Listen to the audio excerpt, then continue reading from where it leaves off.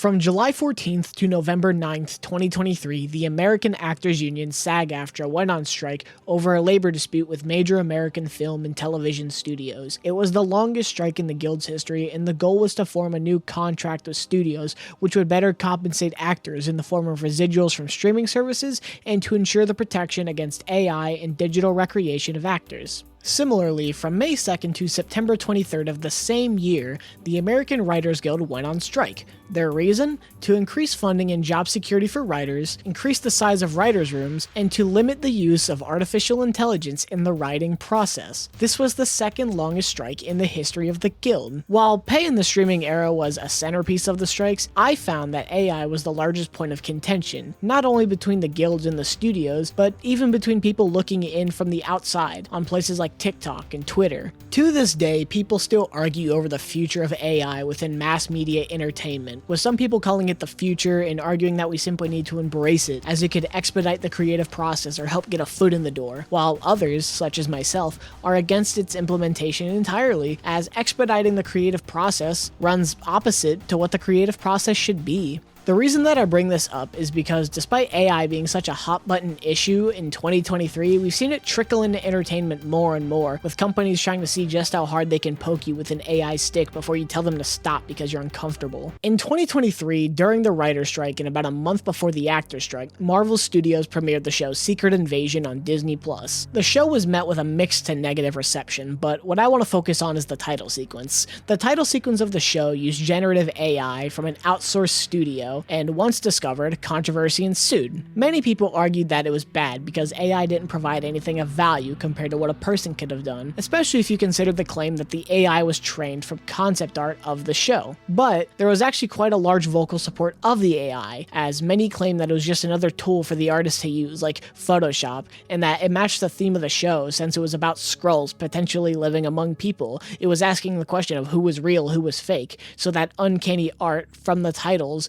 worked. The quality of the show aside, the reasoning behind the usage of AI to make the uncanny art doesn't sit well with me at all, because it implies that only the AI could have made the art uncanny, or that it did it faster than a human so it's somehow better. Both reasonings don't have any real merit when you consider that people have been making uncanny art for centuries. In the 1945 film adaptation of Picture of Dorian Gray, the artist Ivan Albright created this piece of art for the film. It shows the corruption of the main character, and it was presented in Technicolor during an otherwise black and white film, as per the Art Institute of Chicago. I chose Picture of Dorian Gray because I feel as though it similarly captures what many people claim the title sequence of Secret Invasion was going for, but obviously this was done by hand. There's been plenty of other examples of companies using AI to outsource and speed up the creative process, but this video isn't going to be going through that with a fine comb and picking out a bunch of examples to make fun of. The real purpose of this video was something that occurred on May 16th, and it unfortunately means that I now have to talk about...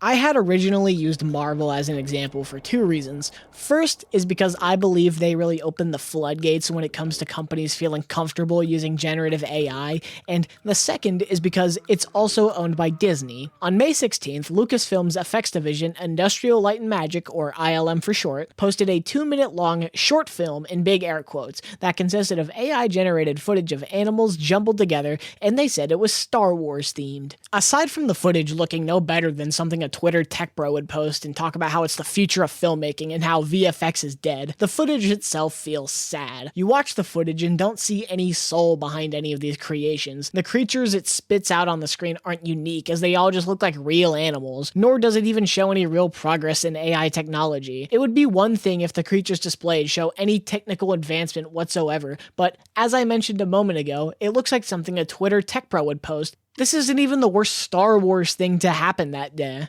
On the same day, Fortnite unveiled a new companion NPC to the game. Darth Vader was added as a bot that could join your squad if your team recruited him. Functionally, it's the same as every other NPC ally in the game, but Darth Vader has a new special feature. Darth Vader can talk to your squad. That's right, with the power of generative voice AI, you can ask Darth Vader a dumbass question and he'll answer. But before that, some background information is needed. Before his death in September of 2024, James Earl Jones, the voice actor behind Darth Vader, signed over his vocal likeness to Disney, which would allow the company to use generative AI to replicate his voice and continue the legacy of Darth Vader, or some stupid corporate jargon. The first instance that I'm aware of is the Obi-Wan Kenobi show on Disney+, where Hayden Christensen, the actor who portrayed Anakin Skywalker in the prequels, physically returned to reprise Vader, while the actual Darth Vader voice was done with generative AI. So that means at any point really after the Kenobi show, any Disney-related thing with Darth Vader is likely an AI replication to mimic Jones's voice. It was the first part of Disney's obsession with keeping pop culture stagnant, an obsession we can see leak into other Star Wars shows, with legacy characters being physically played by somebody else, while the original actor's face is deep-faked onto said new physical actor. I find both approaches to be messy at best and physically repugnant at worst. With AI voices, you're never going to be able to replicate the emotion and nuance of a performance, only a vapid imitation of what was once great, and deepfake faces are just not emotive and uncanny. Going back to Fortnite, however, with this most recent update as a part of their Star Wars mini-season, the AI Darth Vader can talk to the player and you can ask him questions, like I said. As you can already assume, people have made the character say various slurs and have baited him into saying other offensive things. As an example, I saw a clip of somebody provoking the Vader AI to say something along the lines of, "Spanish is a useful language for spice traders and smugglers." Epic Games says they're working on fixes to ensure stuff like this doesn't keep happening, but they should have known that players would mess with the AI like this. Why wouldn't they? I've seen mixed responses from people online, with many thinking that this is a cool new feature, and they'll give you the classic argument of, oh, let people have fun. But every time I see people post clips of Vader, I just feel disgusted. Is this what pop culture is going to be from now on? Hollow shells and replications of characters saying the names of other characters that you recognize. I can now play as Leon Kennedy from Resident Evil and ask Darth Vader what he thinks of whatever the brain-rotted phrase of the week is, and he will tell me some generic AI answer where he says Hawk Tuah or some shit like that. And he'll tell me the Force is strong with me because I like doing backflips, because he knows I'm playing as Leon Kennedy.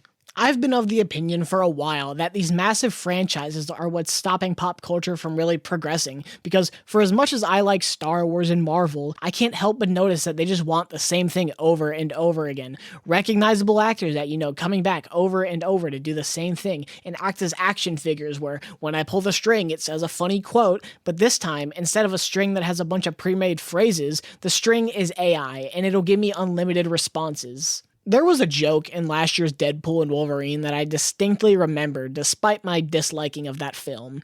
In the movie, Ryan Reynolds' Deadpool makes fun of Hugh Jackman's Wolverine and how old he looks, joking that Marvel will keep bringing him back and making him do the same thing until he's 90. They repeat the joke a few times throughout the movie, as they do with a few of the jokes. But this one stuck with me because of just how true it is. The movie jokes about it despite doing the exact thing it's making fun of, but now these movies will just have actors sign off their likeness and use them well after they die or retire. A shallow husk of a performance, but at least I'll recognize the actor. Fortnite is the biggest game on the planet. It's played by millions everywhere, and you will be hard-pressed to find someone who hasn't even heard of the game. The reason I think Fortnite did this was to test the waters. If most people who play the game think it's funny and cool, surely they'll continue to do this without repercussion. Further pushing AI companions until it's like you have a little friend in the game. It's naive at best and dystopian at worst. It's really a double win for Epic Games. It feels more responsive to the player, and they'll get more positive feedback. And it also comes with the nice benefit of not having to hire actual voice actors. This just so happens to coincide with the still ongoing SAG-AFTRA video game actor strike that started just about a year ago. The SAG strike has been going on for about a year at this point, like I just mentioned, and much like the film, television, and writers' strike of 2023, the union is trying to fight for a contract that protects video game voice and motion capture actors from the use of AI performances and from the excessive layoffs within the video game industry over the past few years. Unlike other strikes, it's been harder for these companies to deal with the union because game companies are apparently that much more difficult to negotiate with, because many of the higher-ups still see games as a toy, a dopamine machine that exists only to milk the most money out of the player. And if we continue on this path of AI voice work for funny player interactions, they'll be right. People can post all the funny AI clips they want. They can say that I just hate fun. They can yell into the void as much as I am, but to me, this matters. I don't want content for content's sake. Games are already not seen as an art form, and honestly, I can't blame the detractors when people are apparently okay with this nonsense being in their games because they think it's funny. Every time SAG-AFTRA signs a deal that allows AI use, it gives these companies that much more wiggle room to weasel out of having to do the painstaking task of casting actors and paying them. Even in cases where actors are paid for the AI work, it's still not very good. A few years ago, a game called The Finals was released, and it uses AI commentators to talk about the match. These commentators were made possible by real actors who lent their voice and are paid residuals from their voice work. It's never sat right with me, though, because the game doesn't use AI to do anything truly dynamic, feeding into the game part of it, but it just allows the studios to not have to call back the actors when they're needed for new lines, for new maps. It leaves you with these husks of commentators that don't feel like they're talking to each other or even acknowledge each other. It just feels empty. It's not all doom and gloom, though. Every once in a while, you see a company take the stance against AI. Last year, Remedy Games released an expansion titled The Lake House for Alan Wake 2, one of my favorite games of all time.